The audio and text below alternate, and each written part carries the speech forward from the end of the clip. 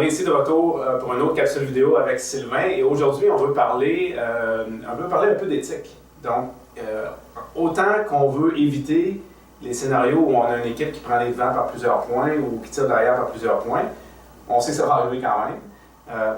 Comment qu'on gère ça, Sylvain, ces situations-là où on est un petit peu embarrassé par ce qui se passe, on n'est pas bien à l'aise avec ça, donc comment on peut gérer ça?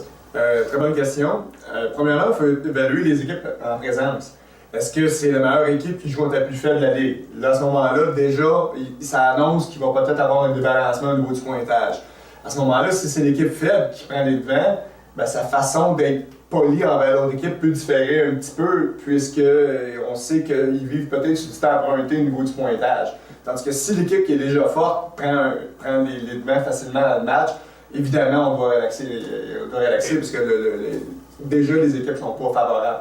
Quand tu dis on doit relaxer, en termes de baseball, c'est comme une fois dans la vraie vie. C'est qu'est-ce qu'on arrête de faire, qu'est-ce qu'on continue de faire, mène-nous là un petit peu. OK, ben, je pense qu'on doit absolument y aller avec, si l'autre équipe fait des erreurs, échappe des balles, on peut avancer d'un but comme la routine du baseball des Jays. Ce qu'on veut éviter, c'est le but d'extra, c'est le but qui est pas nécessairement, qu'on convoiterait normalement sur un pointage égal, où là on peut ralentir. Je dis souvent à mes entraîneurs au troisième but, c'est un peu comme si tu coachais les bras croisés.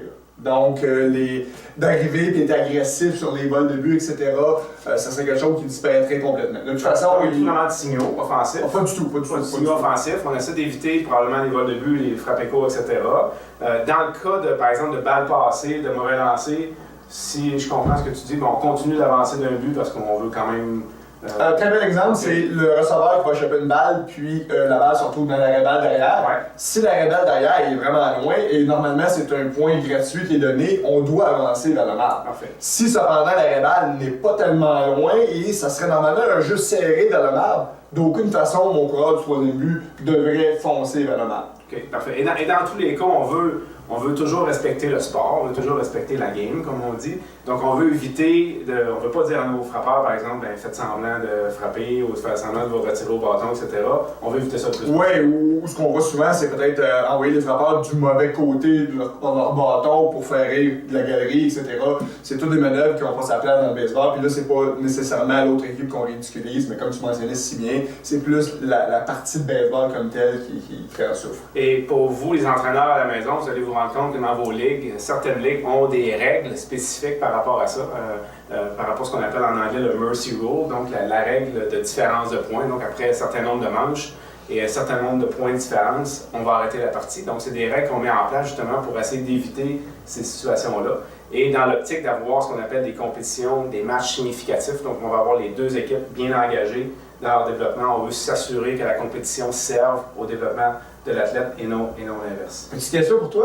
À quel pointage tu commencerais à mettre la pétale douce? Bien, c'est une bonne question. On parle souvent, dans mon cas, moi, autour de 6-7 points de différence.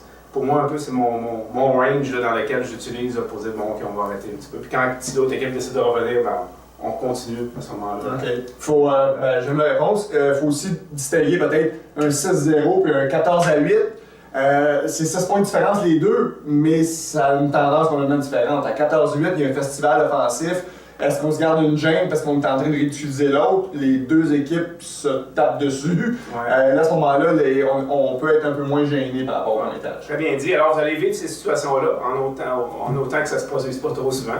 Alors, en espérant que ce petit conseil vous soit utile pour votre série.